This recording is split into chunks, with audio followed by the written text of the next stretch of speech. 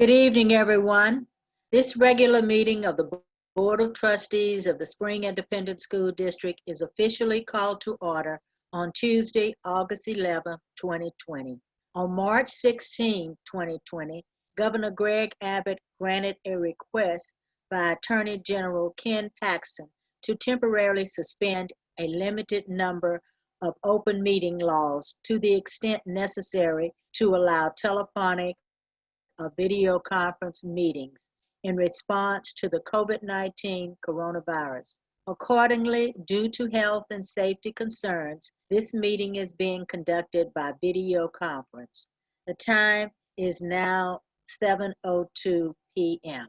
Board trustees present are Winfred Adams Jr., Kelly Hodges, Deborah Jensen, Justine Durant, Jana Gonzalez, Donald Davis, and myself, Rhonda Newhouse. I would like to ask everyone to mute their microphones unless speaking to.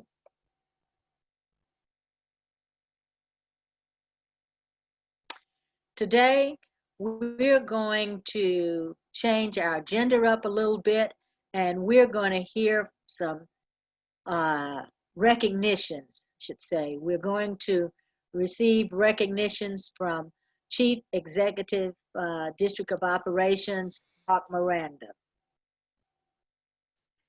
Yeah, hi, Trustee Newhouse, members of the board, panelists. We have a really great opportunity to recognize some wonderful teachers of the year this afternoon or this evening. And so in order to do that, I'm going to pass the baton over to Dr. Laquita Carter, and she will be able to introduce us to our teachers of the year.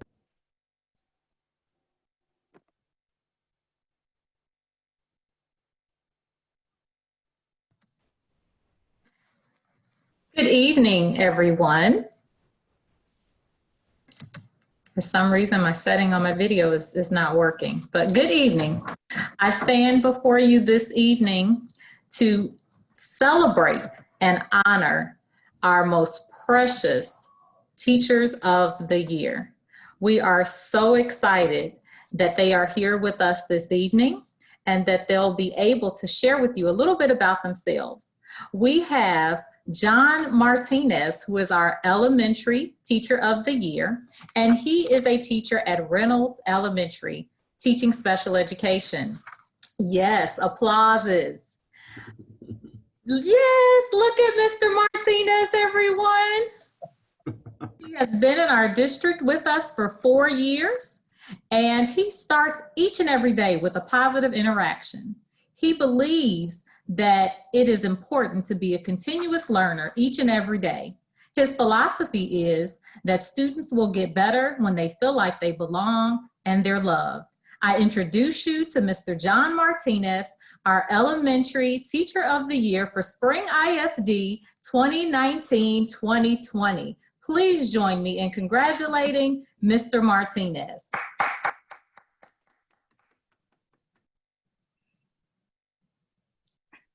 Mr. Martinez, would you like to say a few words? Yes, thank you, everybody. Like she said, I've been in education for 4 years. This is actually my first year in spring, so it became as a shock to me when I found out after just 1 year here, I won District Teacher of the Year. But I personally don't see this as a personal accolade. I see this as a campus one. Being a Silk teacher who works with all grade levels and with general ed, really, I wouldn't see the success that I saw without Reynolds Elementary staff being there to support and listen to everything that I had to offer. They didn't know me from Adam at the beginning of this year, yet they took everything I had in stride and they listened to everything. And at times when necessary, they would challenge and listen to my rebuttals, and we'd have the collaboration of conversation for what's best for the students. So I truly believe that this isn't an award for me, but that it's for Reynolds Elementary as the best campus in all of Spring ISD. Thank you, everyone. Thank you. Congratulations, Mr. Martinez. We have our secondary teacher of the year with us this evening, Joniqua Powers, and she is a 6th grade math teacher at Roberson Middle School. She possesses passion for teaching and creating a place where students become lifelong learners and thinkers. She believes that without having the ability to have light, that students will not have the ignition that they need to have their minds spark. And she is here and committed to keeping the flame forever ablaze. Congratulations, Ms. Powers. Please join me in celebrating our Secondary Teacher of the Year for 2019-2020 in Spring ISD, Ms. Janiqua Powers. Ms. Powers, would you like to say a few words? Yes, please. Thank you all. First, I would like to give honor to God and thank him for being here on tonight and for the many blessings that he's bestowed upon me and where I am today. I would also like to give thanks to Principal Walker and the leadership team at Robertson Middle School for charging me to become a change agent. Since day one, I've made it my mission to leave an impact on my students. As a strong believer that God calls us to serve, my goal is to allow service to supersede me in every way. I'm an avid believer that if you seek to serve, you will bump into greatness along the way. So I am devoted to being the ignition needing to keep the spark in my young adolescents and keeping the flame forever ablaze. Thank you again, Spring ISD, and thank you all for having me here tonight. Congratulations. Both of our Teachers of the Year went through a rigorous process. And as you can imagine, just from hearing a little bit about them share their story, you see why they were selected. They were selected at the teacher level by their campus, and then they went on to be selected as our District Teacher of the Year. And last week, we had the privilege to celebrate them as our Region 4 teachers. A part of their criteria is that they inspire students, that they have the respect and admiration of parents, colleagues, and their students, that they play an active and useful role in the community as well as their school, that they're poised, articulate, possess the energy to withstand a busy schedule, giving their best to their students, and that they have evidence of effective student achievement.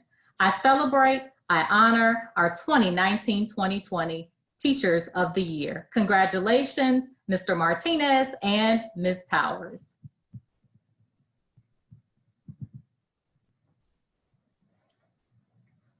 Mr. Miranda, turning it back over to you.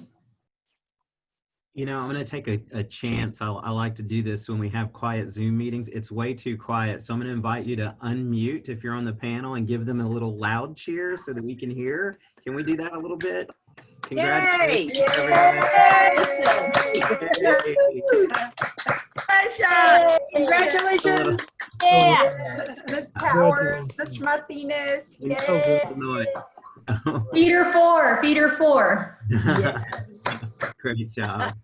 Thank you. We're very proud of you. President Newhouse, I'll turn it back over to you. Okay. Thank you, Mark, for doing that. We miss being with our Teachers of the Year. We miss our employee recognition banquet. I tell you, the board says we have just been lonesome and not being able to see our employees from Spring ISD. So this gives us an opportunity to see our Teachers of the Year, and we are most appreciative, Ms. Powers and Mr. Martinez, for all of your work that you did in 2019, 2020. And we know you're going to be just as successful in the next school year. But again, thank you so very much for joining us. Ms. Carter, thank you for sharing all of that good information on them, because I know both of them were very modest in their sharing. So thank you for enlightening us a little more, Ms. Carter. My pleasure. Thank you, President Newhouse. Okay. I guess I kind of gave a little remarks then, but I'm now going to move to my fellow trustees and ask if you would like to make more remarks. Good evening, everybody. I had the opportunity earlier this week to participate in the Amped Ed Tank, which is sort of a play on Shark Tank. It's a national organization. They did their first ever event, and it was, of course, virtual. Young education professionals, young Black education professionals from all over the country participated in a 2-week fellowship where they basically took a problem confronting the education sector and tried to develop policies. And the idea was to be able to get some board member or some education influencer to bring one of their ideas that they had pitched back to their board. And so it was particularly interesting because these folks only had a week to consider a challenge confronting the education sector, and then come up with a solution and then present it to us. And there happened to be a young man from my hometown back in Richmond, California, who's a PhD student at Stanford. They did a phenomenal job. And the policy that they took away that I will be bringing to the governance board later on is the codification of leadership development, which is something that we already are doing in spring, as we saw in the meeting that we were just in with our up and coming principals. But that the idea that it should be codified in policy is something I'd want to talk about. Thank you. President Newhouse, Dr. Watson leadership team. Today I had the opportunity to observe the state of education presentation by the chambers, and had a chance to listen to all three our superintendents from Aldine, Klein, and of course our superintendent from Spring ISD. And I was very amazed at the different things our districts are doing, the other three districts are doing, I mean, our two districts are doing. But ironically, after again looking at their presentation, I thought I was seeing things that I've seen before. So Dr. Watson, thank you for laying the foundation of many of the presentation tools and initiatives I saw today during the other two presentation. It's like something we have already put together and already put in force. So thank you once again for doing an excellent job, representing us very well. And I think that we are a major force to deal with right now as far as the things we do in our district and our strategies and our initiatives. Thank you. This is Debbie Jensen. First of all, I'd like to compliment Mr. Martinez and Ms. Powers. You sound like two teachers I would just absolutely love to meet and see how you work with students. You sound fabulous. So thank you so much for being part of Spring ISD. This weekend, many of the trustees were at a drive-in summer graduation where students came up and got their diplomas, and they were wearing their robes and so on in a car. And we were all socially distanced with masks. And it amazes me how many things that we are having to do for the first time in history. And yet somehow they're working.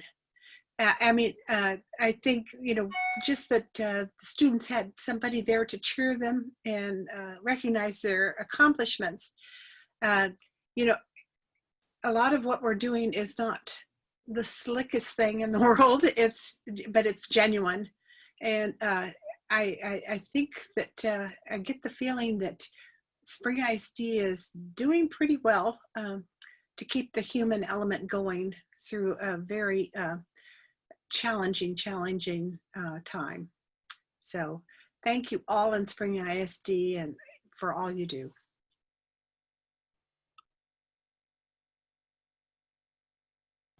This is Trustee Duran. I'd also like to congratulate Mr. Martinez and Ms. Powers. We were fortunate enough for you to share with us some of your engagement and work that you've done with your students in our work session.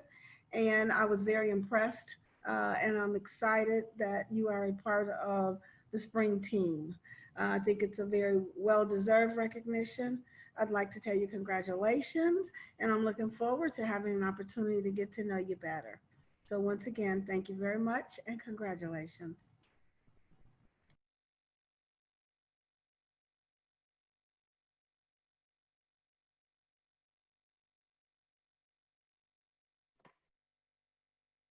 Do we have any other board members that would like to share a few words? Okay. Hearing none, thank you. And we will continue. I believe Trustee Kelly was speaking. We couldn't hear you, Trustee Hodges.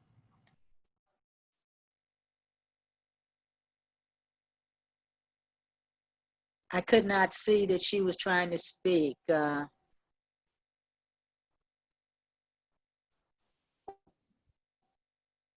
mic isn't working. Something's wrong with her audio. Okay. Trustee Hodges, we will come back to you when we're sure that your mic is working. So don't lose that thought. We'll be back with you when you're able to get on, but we will continue with tonight's meeting. Our next item is the appointment of one delegate and one alternate for the 2020 TASB Delegate Assembly. Our board met during our work session, and the board discussed a representative and an alternate for the TASB Assembly. Thank you, Ms. Hodges, for your positive response on this. So I'd like to ask our board members if we can get a motion to select one delegate and one alternate for the 2020 TASB Delegate Assembly. Madam President, I move that the Board of Trustees appoint Dr. Jensen as its delegate and Trustee Kelly Hodges as its alternate for the 2020 TASB Delegate Assembly. Madam President, I'll second that. Go ahead, Justine. Go ahead. I yield to Justine. I second the motion. Thank you.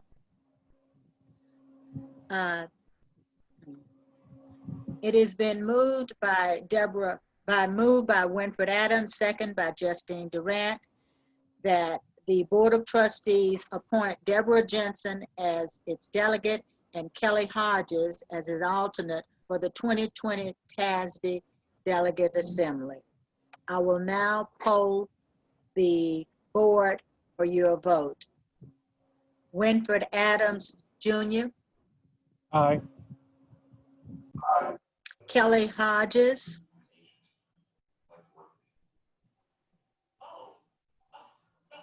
I will come back to her. Deborah Jensen. Aye. Justine Durant. Aye. Jenna Gonzalez. Aye. Dawn Davis. Aye. And myself, Rhonda Newhouse, vote aye. I would is unanimous, but since we cannot get Trustee Hodges on at this time, I would say that the vote carries with one abstention. Okay.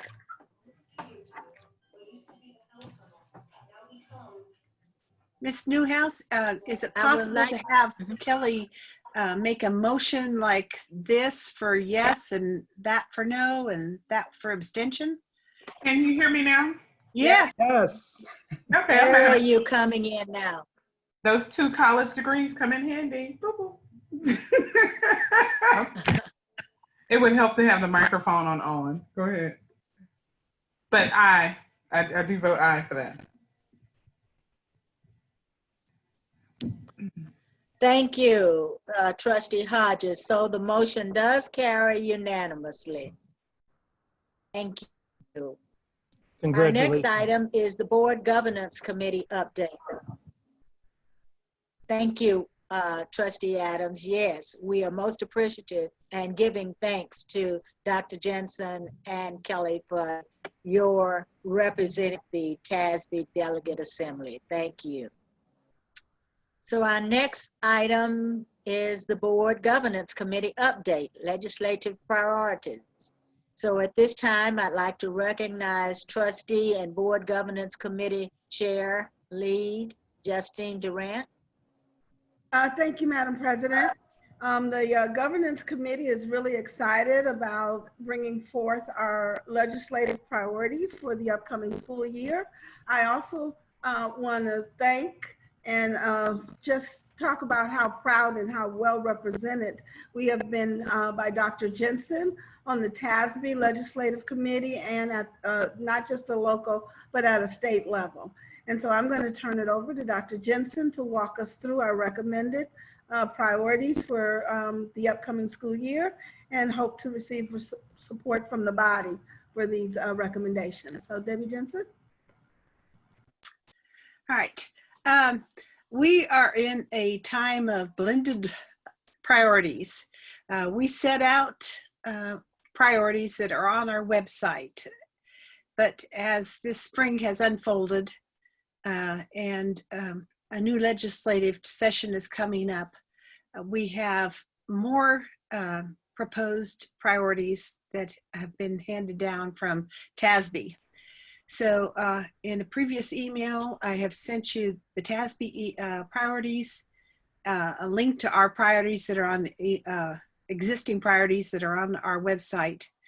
And I'm asking the trustees to read through them, and we're not going to be deciding tonight because it is systematically more efficient if we pick 3 to 5 priorities and really give our time and effort and thought to those, rather than having a huge list of things that we certainly support, but there's so many we cannot really push them forward at the legislative level. So this is what I'm doing tonight, is just asking everybody to read and ponder what's out there and pick the 3 to 5 ones that you think are urgent and extremely important to the success of Spring ISD students. So I'm going to leave it at that, Ms. Durant. Okay. Thank you, Trustee Dr. Jensen, and I'll turn the meeting back over to President Newhouse. Thank you, ladies.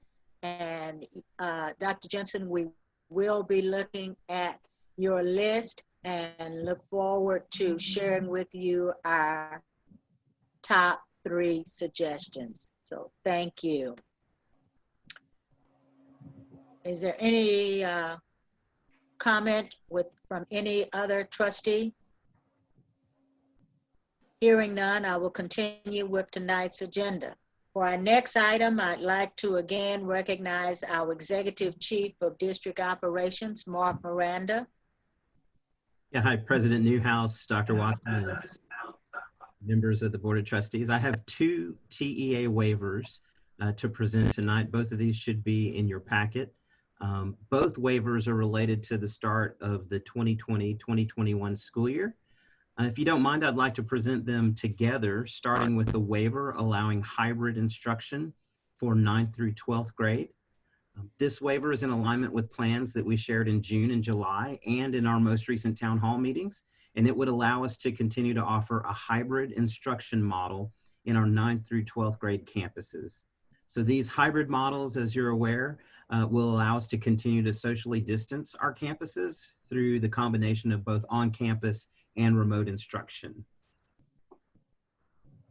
So that's the first waiver.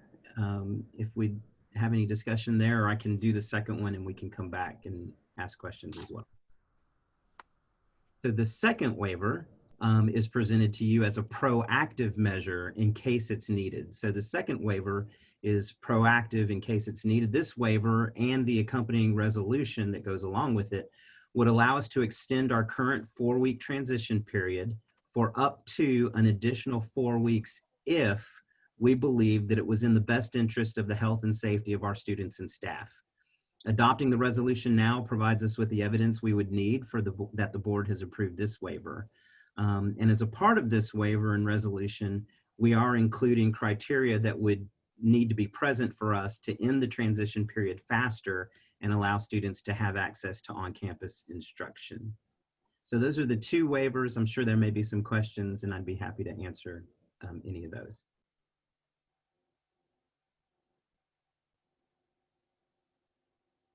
Not really a question, Chief Miranda. Just what Captain Davis was saying earlier about the presentation we saw at the State of Education with the Chamber of Commerce.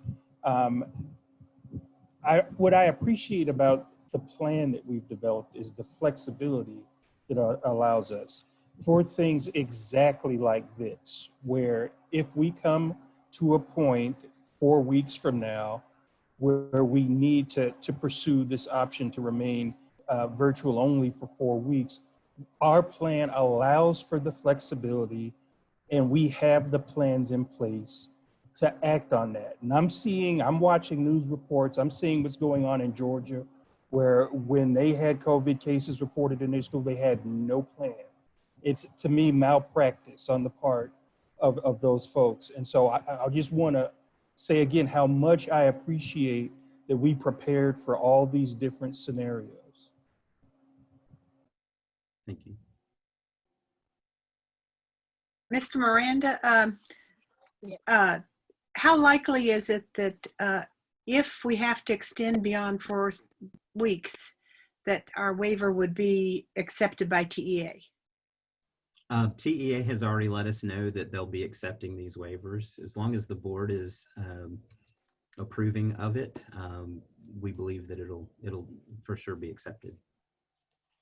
I just get more and more concerned about our zip codes that our school district covers. And just the news releases today saying that there seems to be less testing, and the rates of COVID positive cases is just huge. So I'm just very concerned about the safety of all of our personnel and students.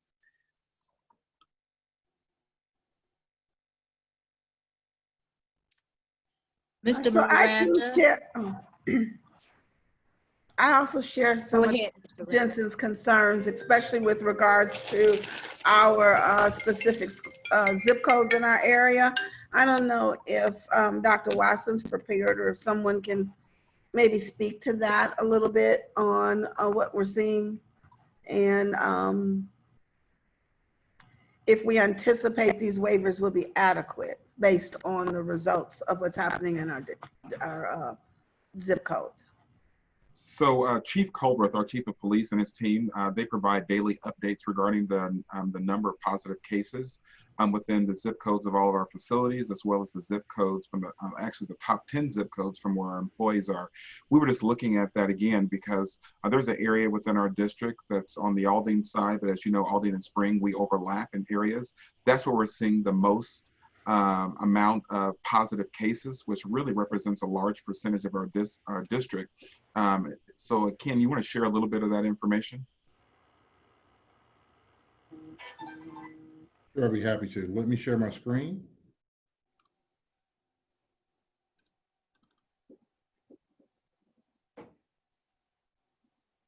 Can you all see my screen? We can. Yes. So let me just give you a really close land shot of what this is.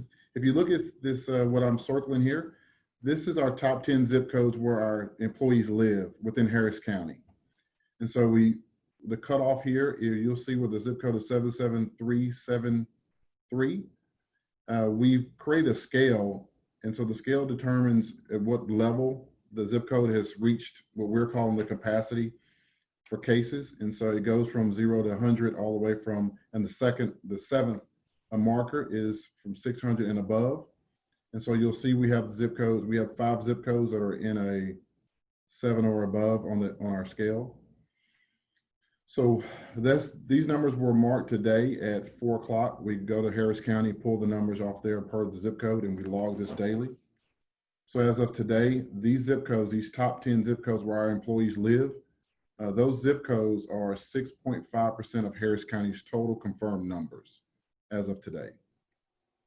I think it's important to understand when he's sharing that, if you can go to the side, the 77373 zip code, if you see the 77373 Ken on your left where all of our schools are listed, you can see that zip code in particular is where several of our schools are, from Anderson all the way through Wenatchee, as well as our support buildings are in that zip code. Okay, thank you very much, Ken. Thank you. I just want to keep that forefront in our conversations. I know we're following the Harris County recommendation, but we also have to be mindful of what's happening in our own backyard as well. So thank you for that.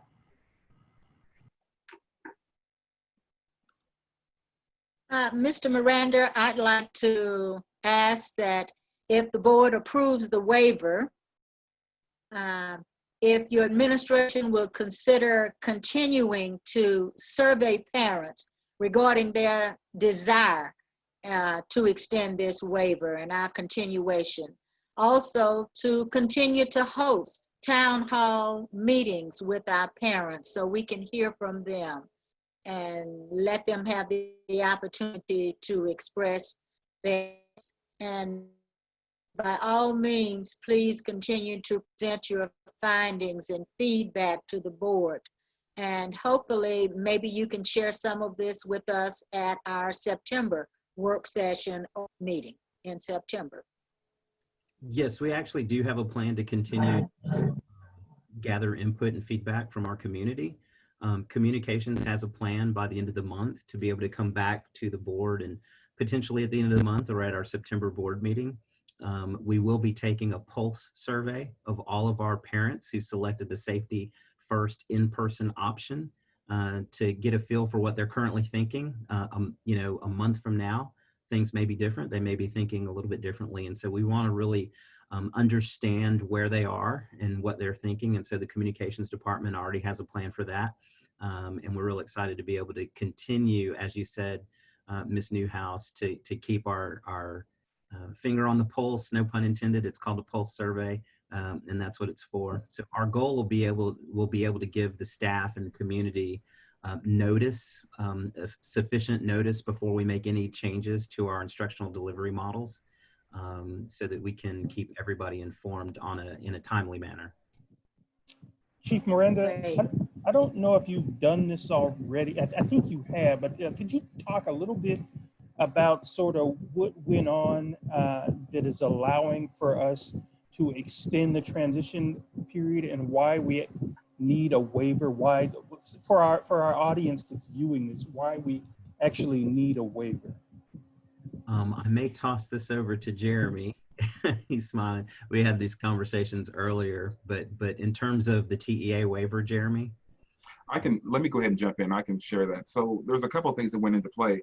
As you know, the TEA has been providing a lot of guidance to districts over the past several months. And then local elected officials have also been providing information and guidance. And so some of that guidance has overlapped each other as to who has jurisdiction to be able to make orders or to not make orders. And so the only way to solve that with the last order that came out from our county judge was for the governor to make a decision as to how we would handle that. And so he did make a decision. In other words, he split the baby, and the decision that he made that should be decided by the local elected official at the district level. And so they put that decision to rest in the hands of the local school board, because exactly to what Ms. Durant stated, that things change and things are different based upon zip codes, based upon ISDs, and what may happen in one part of Houston may look totally different in our particular zip codes. And there's no better people to decide what happens than the individuals residing in that and the individuals that have been selected to govern that. And so it's been given back to a local decision. As school boards, as team of 8, with superintendents included, we all want we want decisions left at the local level, and this was given back to us to be able to make. Thank you.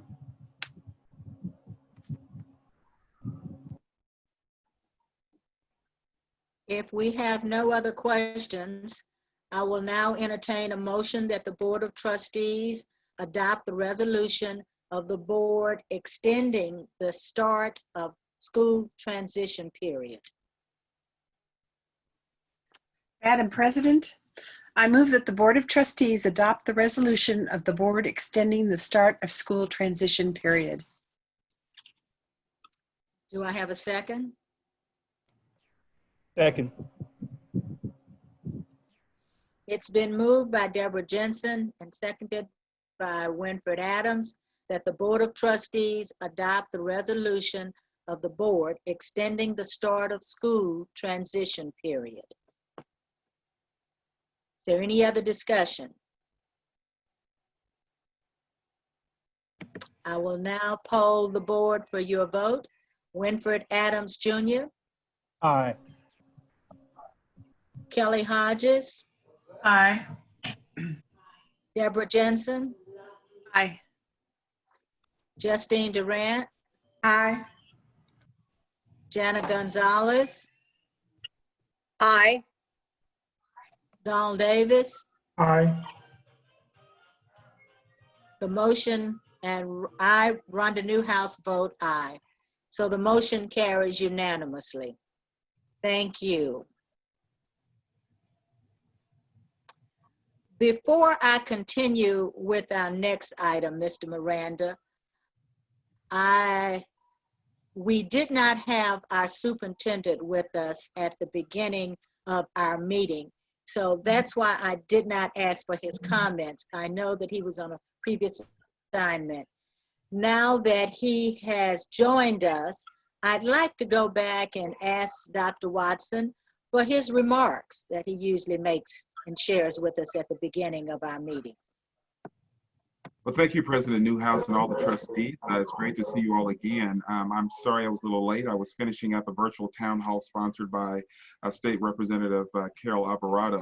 It was great once again to be able to share the plan that we have in place and then how we're responding to COVID, but more importantly, what we're doing about making sure that we're continuing to educate our kids. One of the things we're excited about is that school will be starting on Monday. So we will be starting once again virtually for the first 4 weeks. And paramount to my sharing with the Chamber of Commerce in their town hall this morning, as well as the one this evening, is helping our parents understand the difference between what we were able to offer the spring semester and as compared to what we'll be offering now. Last Thursday night, you did get a sneak peek at our curriculum and all of the great work that our curriculum team and teachers have been working to develop for our families. So we're excited to be able to offer that to all of our students starting on Monday. And so we'll continue to provide you updates as Ms. Newhouse asked today. We will continue to survey our parents and get feedback from our parents, offering opportunities for them to share with us their experiences with what we're developing. Other than that, that really kind of concludes. Our teachers have been involved in training. Last Thursday night, you heard as well about the training that was developed by teachers for teachers. This week, we've had PD training that has been developed by our curriculum and instruction department, delivered through workforce development. It has gone off extremely well and extremely well organized to really make sure that our teachers have the supports that they need. I think my last comment for today regarding the updates would just be, as our community and our teachers and everyone, as we begin to implement our plan, we've heard a lot today that we ask for grace. We know that this is an uncharted time that no one in the country has ever experienced before. And so there will be times that we'll make some mistakes, but as you know and know us well, that when we make a mistake, we will admit it, but we will work to rectify it to make sure that it does not hurt our students and our parents. And so we ask you all for grace and mercy as we implement and lead during this uncommon time. Thank you very much, Ms. Newhouse. Thank you, Dr. Watson. And again, we are most appreciative of your representing us at the Northwest Chamber of Commerce luncheon virtual meeting today, and also representing us with Representative Carol Alvarado. I know that our Hispanic community was very happy to see you and hear from you and share with them what is happening in Spring ISD. So thank you for representing us. Mr. Miranda, I'd like to return back to you again and ask if you have any additional comments that you'd like to make again before we vote on your next item. Sure. The next item is the first one that I presented, so I might have confused things by taking them out of order, but this is the waiver allowing hybrid instruction for 9th through 12th grade.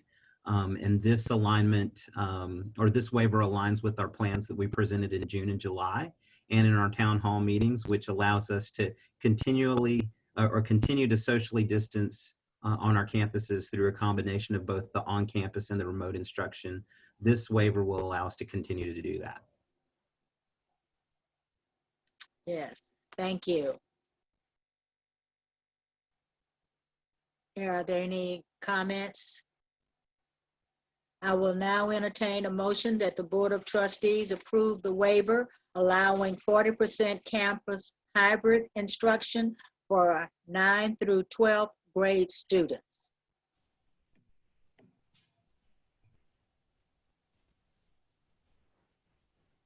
Madam President, I move that the Board of Trustees approve the waiver allowing 40% campus hybrid instruction for the 9th through 12th grade students. Do I have a second? Second it. It's been moved by Winfred Adams, second by Justine Durant, that the Board of Trustees approve the waiver allowing 40% campus hybrid instruction for 9 through 12th grade students. Is there any discussion on this? Questions or discussion? Hearing none, I will now poll the board members for their vote to approve the waiver allowing 40% campus hybrid instruction for 9 through 12th grade students. Winfred Adams Jr., Aye. Kelly Hodges, Aye. Deborah Jensen, Aye. Justine Durant, Aye. Jana Gonzalez, Aye. Donald Aye. Davis, Aye. and myself, Rhonda Newhouse, vote aye. The motion carries unanimously. Thank you, Mr. Miranda. For our next item, I'd like to recognize our Chief Academic Officer, Kachara Bradford. Good evening, President Newhouse, Dr. Watson, members of the board. At your request, we are bringing back our code of conduct for the annual review. I'm in page 11 of your board packet. We're going to highlight the changes that were made, and you have those on pages 12 through 17, as well as the entire document on pages 18 through 77. So with us this evening to review this document with you all in the highlights is our Director of Student Affairs, Mr. Thomas Graham, who's going to go over some of the highlights and revisions and updates of our student code of conduct. So I'll now turn it over to Mr. Thomas Graham.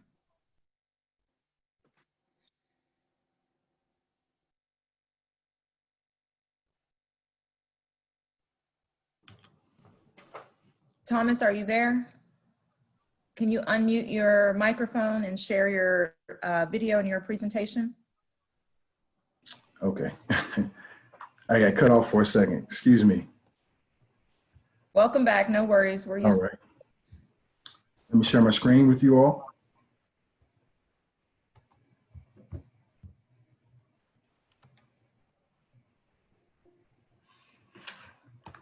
All right. So, good evening, Madam President, Superintendent Dr. Watson, members of the board. I'm happy to see you again. My name is Thomas Graham, Director of Student Affairs. I'll briefly go over the revisions for the 2020-21 Student Code of Conduct with you today.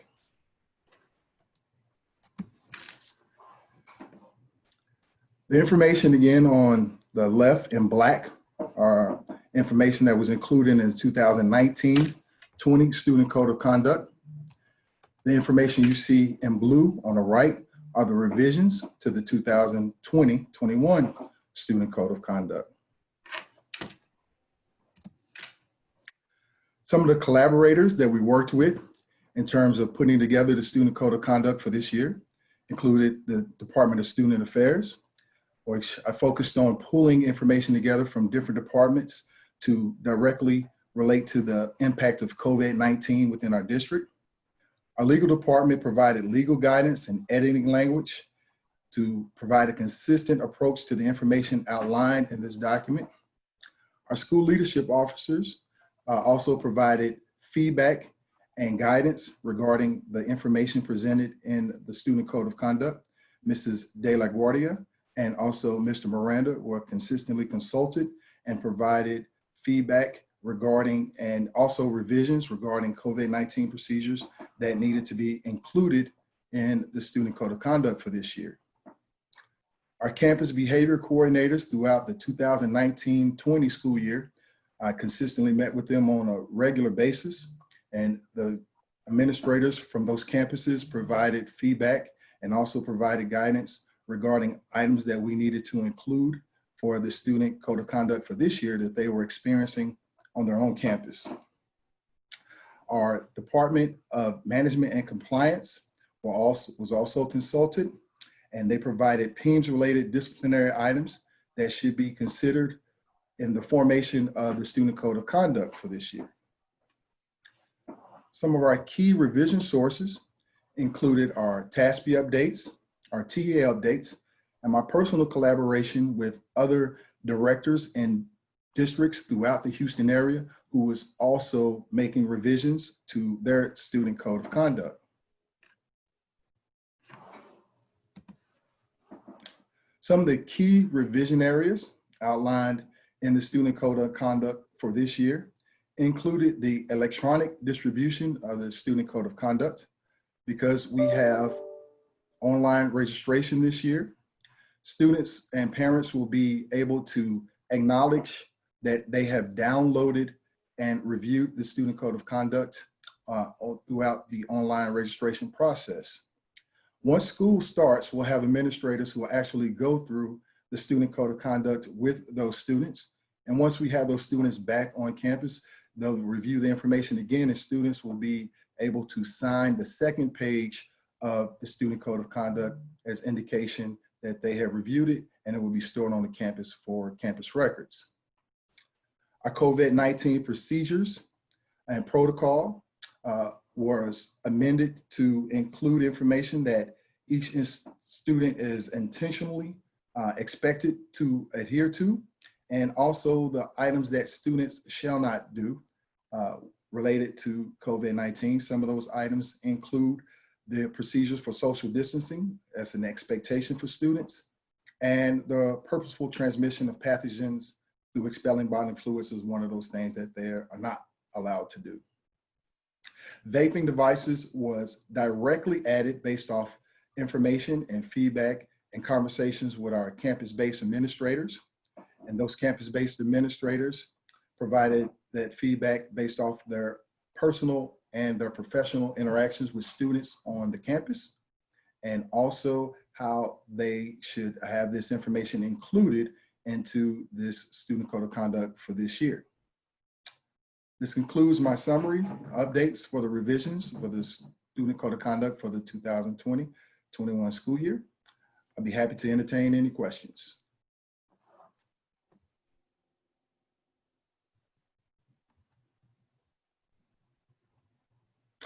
Okay.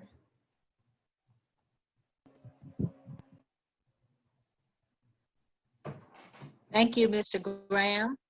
All right. We are happy to see that your committee is updating our Student Code of Conduct. So we are most appreciative for your work.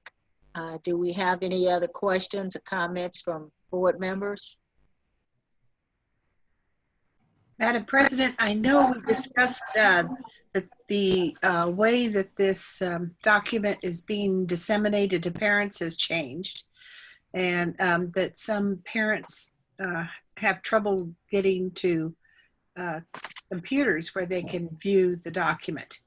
I just want to ask Mr. Graham if they are sure that all the parents are getting access to this document. Yes, Mrs. Jensen. In the case that we have parents who don't have access to the electronic ability to download the document, they can directly request a hard copy from my office, and my office will provide them with a copy. Are there any further questions? I just want to ask. Oh, go ahead, Justine. I'll go after. Okay, I wanted to ask, just kind of to reiterate how we're distributing it. There are some critical changes to the Student Code of Conduct. A lot of them are necessary, precautionary, and to ensure safety. And so I just want to make sure no parents caught off guard. And I know we're doing it electronically, but how are we establishing, is there a auto sign-on signature that's required? And if we don't receive that signature at a certain point in time, what's our next step? Well, this year, that signature will actually be part of the online registration process. So for parents to actually fulfill the registration process online, they'll have to acknowledge that they've downloaded that particular copy and reviewed it. And in the case, again, that they cannot download it, there's information also linked to it where they can contact my office directly, and we will provide them with the copy. Moreover, once the school year starts, administrators on the campus will also review the information outlined in the Student Code of Conduct, because as you pointed out, we do have a lot of significant changes that will impact students for this year. And if the board approves the updates and revisions tonight, we will post it, of course, on the website, and we can also blast it out to our staff. And they also do it in the beginning of the year, orientation and, you know, the expectations when they're setting at the start of the school year. So both through the counselors, through teachers, and through administrative conversations, just to make sure, and as you know, our students will be at home for the first 4 weeks. So talking to parents as well, lots of communication around this, and just embedding it in our start of the school year. Our goal is to begin August 17th with every student having a device and access. So really removing any barriers to students having the technology access, but then also posting it and having it as part of our beginning of the year routines, procedures, and expectations. Thank you. So, Mr. Graham, I wanted to thank you for your high quality work on constructing this document. We really appreciate it as a board, but I wanted to sort of query you about, in the process of creating this document, how you all apply equity in terms of developing the policy. I know Dr. Watson talks about equity and how important it is to Spring ISD as a district, but in terms of disparate impact of policies, I want some assurances about how we're applying that when we develop a code of conduct document. Could you elaborate on that question, please, sir? So we have an issue in this country with policies, laws, rules, and regulations creating a disparate impact on our citizens, particularly Black boys. And so I know that when we're talking about policy in our governance committee meetings, when we're talking with Dr. Watson about progressing forward as a district, it's something that we talk about. And so when we construct, in my view, a code of conduct document, equity has to be a consideration. Absolutely. And I think it's important that when we develop these documents, that we are on the lookout for issues of disparate impact. Absolutely. And I think, Winfred, that's an excellent question. I'll jump in on that one. I think there's a couple of things that we look at, one of which is the development of the policy. As we know that we need a student code of conduct to really help set the stage and the expectations for conduct throughout our district. However, to your point, equity comes into place as we look at the policies that are developed, but then looking at the data by which the policy is used towards students. And so part of that would be looking at the disproportionality of students that have a specific area within our student code of conduct and are overrepresented. So for example, our African American males or Hispanic males, we can look at that as it relates to how many kids were disciplined for a COVID violation. And we can look at that data and determine that we have an overrepresentative of a particular group, not only race, but a economically disadvantaged group as well. And so I think we need to look at the data and break it down as we've taken you all's lead and become more astute at looking at equity through an equity lens for every single thing that we're doing in the district. I think we're going to become stronger at that and really begin to look at it from a preventive standpoint.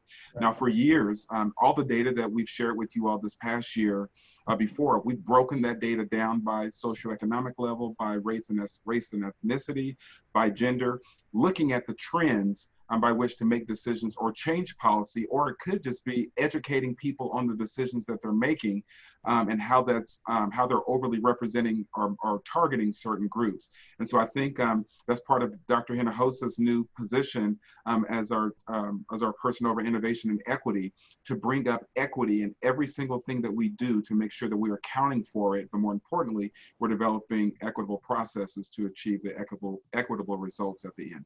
Excellent. Thank you, Dr. Watson. That's an excellent response. I'd also like to ask that we not only look at it from the lens in which you've just shared, but also by campus and grade level. Absolutely. Yeah, when Dr. Cobb provides all the information to our campuses, she breaks all of that down by every subgroup we have in the district. Because that gives us an opportunity to do coaching where needed. Yeah, I also wanted to mention that this is one of the topics that the campuses are talking about. It's a mandatory topic, the code of conduct, and how to administer the code of conduct at the beginning of the school year with every teacher. And so this is taught and coached. Somebody's mic's on. So this is taught and coached at the campus level at the very beginning, introducing some of the things that Dr. Watson has already talked about. Obviously, we'll continue to do that as we go forward as well. I appreciate that, Chief. I just want to make sure that when we're developing these codes, that the lack of equity isn't baked in at the beginning, so you sort of start out behind the 8 ball. So excellent work. Thank you. Dr. Watson, Trustee Davis, I'm going a different direction, but still the same content. During the process of doing online registration, if you decide that you not want to upload your income, your proof of income, at that time, what happened? Are you no longer allowed to continue the registration? What's the problem? I know it's but some people don't want to upload their income, and I mean we know the reasons why we needed information, but some folks not want to show proof of that. So if they do not show proof of upload their income, what happened with the process as far as online registration, sir? So online registration has a process that parents must complete. We're not asking them to give us proof of their income or to give us any personal identifiable information, but I think most of it has to do with people not understanding the process. The comments that I'm sure that you're mentioning are coming from some of the comments on one of the Facebook pages that I was reading yesterday as well. And a lot of it stems with people not understanding the reason for it. That helps us be able to provide free lunches for our students through our CEP process. It helps us in terms of our accountability system. The state uses that information to determine how the formula for our accountability, whether that's A, B, C, D, or F accountability. So it's more than just asking a parent for their information. So we've encouraged all of our families to go through that process. In fact, if you remember, when we started this process last year, our free and reduced lunch or economically disadvantaged percentage went from either the 70, I think someone's muted, someone's not muted. Okay, it went from a low 70th percentile to the upper 80th percentile. And so we've been really excited because that has a major impact on what we can be able to provide. Families that enjoy getting lunch at curbside over the course of the summer and the spring, that has to do with the free and reduced lunch applications that they submit. And so we strongly encourage them to do that. So Dr. Watson, and I'm going to leave it alone.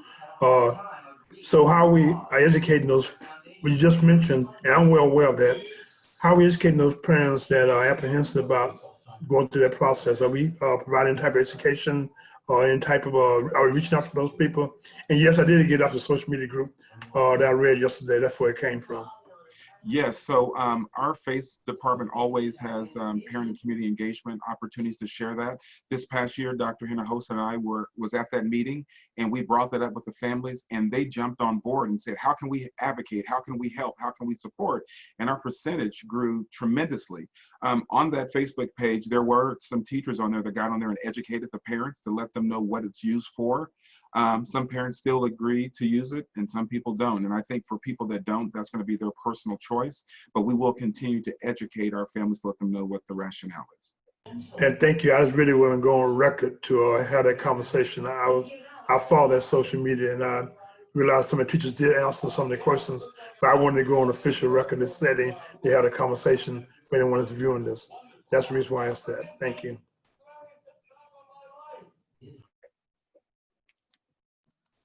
Thank you, board, for your engagement around this topic and just ensuring that we are looking at all of our practices through an equity lens and ensuring that we have interventions in place to support our teachers and administrators as they implement our student code of conduct. And with this, we do ask that you all approve and adopt our 2020-2021 student code of conduct update.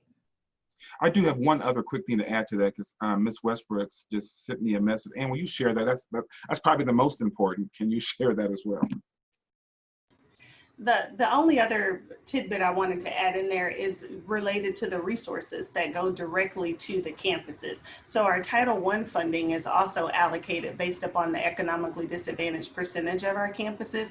And of course, the higher that percentage is, the more resources that are provided directly to our campuses. So it not only impacts the district as a whole and the ability to have free and reduced lunch, but it also impacts the campus and the amount of resources that that individual campus has.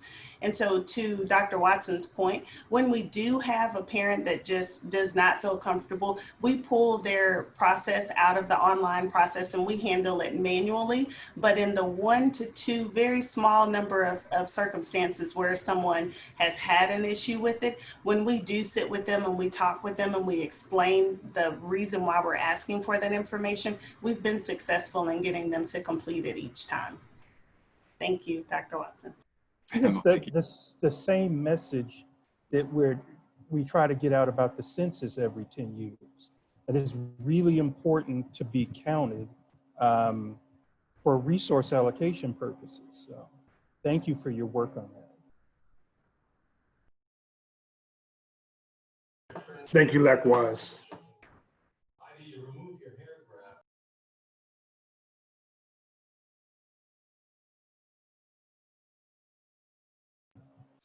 Rhonda, you're on mute.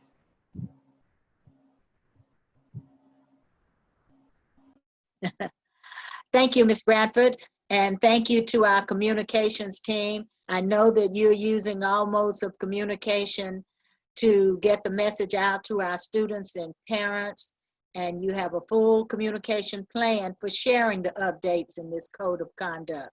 So thank you for your work, and I will now entertain a motion that the Board of Trustees approve the Spring ISD Student Code of Conduct as presented by the administration.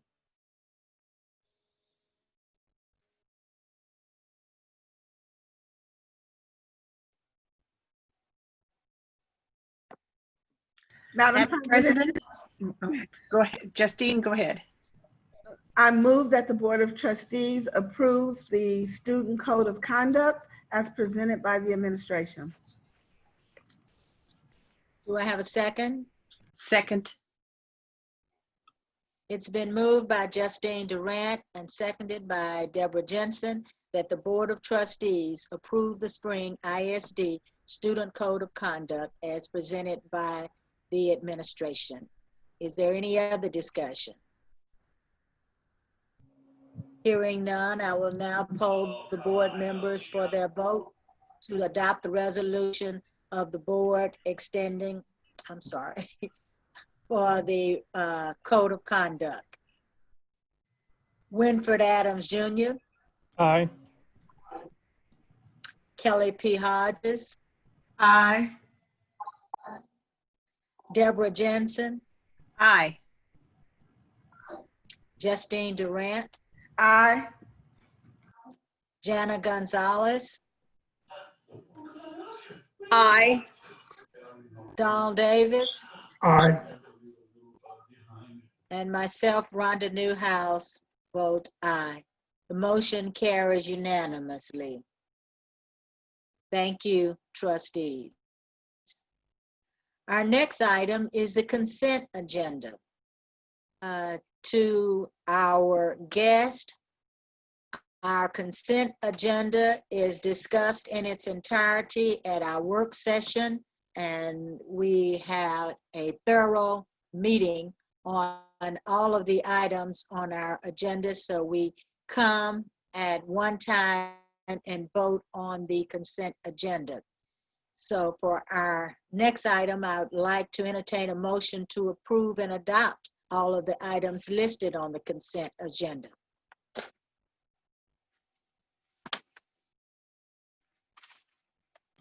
Madam President, I move that we approve and adopt all of the items listed on tonight's consent agenda.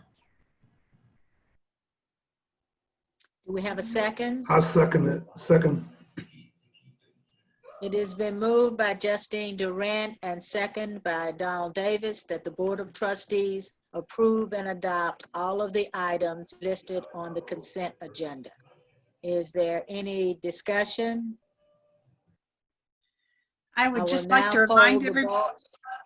President Newhouse, I'd just like to remind everybody that if they want to see our discussion of these items, this is posted in the Board of Trustees area of the Spring ISD website.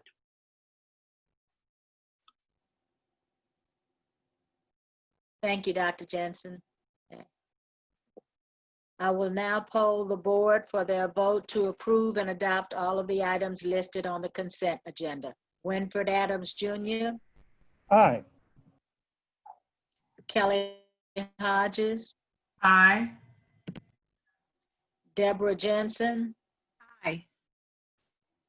Justine Durant, Aye. Jana Gonzalez, Aye. Donald Davis, Aye. and myself, Rhonda Newhouse, aye. The motion carries unanimously. The Board of Trustees will now recess this open session and convene in a closed meeting in accordance with the Texas Open Meeting Act, Section 551.071, Texas Open Meeting Act, Section 551.072, Texas Open Meeting Act, Section 551.074, and Texas Open Meeting Act, Section 551.076. No voting will take place in closed meeting. Any action the board wishes to take as a result of discussions in the closed meeting will take place after the board reconvenes in open session. The time is now 8:09 p.m. We will now reconvene and resume the regular meeting of the Board of Trustees. The time is now 9:13 p.m. We will now address the items discussed during closed session. Are there any motions? Madam President, I move that the board issue a school district teaching permit to the following employee, Stanley Eidelberg Jr., for the purpose of teaching non-core career and technology courses, and to authorize the superintendent or designee to notify the Commissioner of Education of the board's action. Do I have a second? Madam President, I'll second it. It has been moved by Winfred Adams, second by Donald Davis, that the board issue a school district teaching permit to Stanley Eidelberg Jr. for the purpose of teaching non-core career and technology courses, and to authorize the superintendent or designee to notify the Commissioner of Education of the board's decision.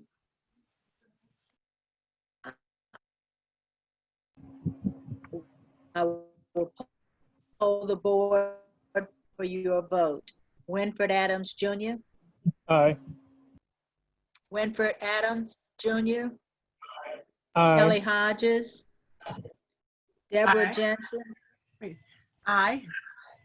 Justine Durant, Aye. Jana Gonzalez, Aye. Dawn Davis, Aye. and myself, Rhonda Newhouse, vote aye. The motion carries unanimously. Are there any other motions?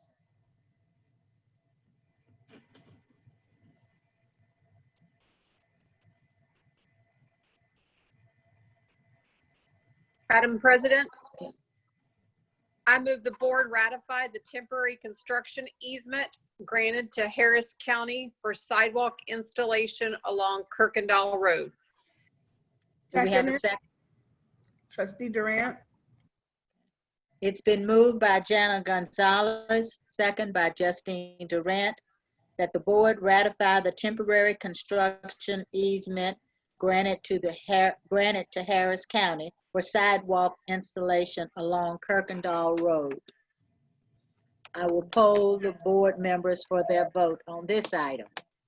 Winfred Adams Jr., Aye. Kelly Hodges, Aye. Deborah Jensen, Aye. Justine Durant, Aye. Jana Gonzalez, Aye. Dawn Davis, Aye. and myself, Rhonda Newhouse, vote aye. The motion carries unanimously. Are there any other items? Hearing that there are no other items on tonight's agenda, I will now entertain a motion to adjourn our meeting. Madam President, I move to adjourn. Second. It's been moved by Justine Durant, second by Deborah Jensen, that the Board of Trustees adjourn this meeting. I will poll the board for your vote. Winfred Adams Jr., Aye. Kelly Hodges, Aye. Deborah Jensen, Aye. Justine Durant, Aye. Jana Gonzalez, Aye. Dawn Aye. Davis. Aye. Motion carries unanimously. There is no further business. This meeting is officially adjourned at 9:18 p.m. Thank you, everyone.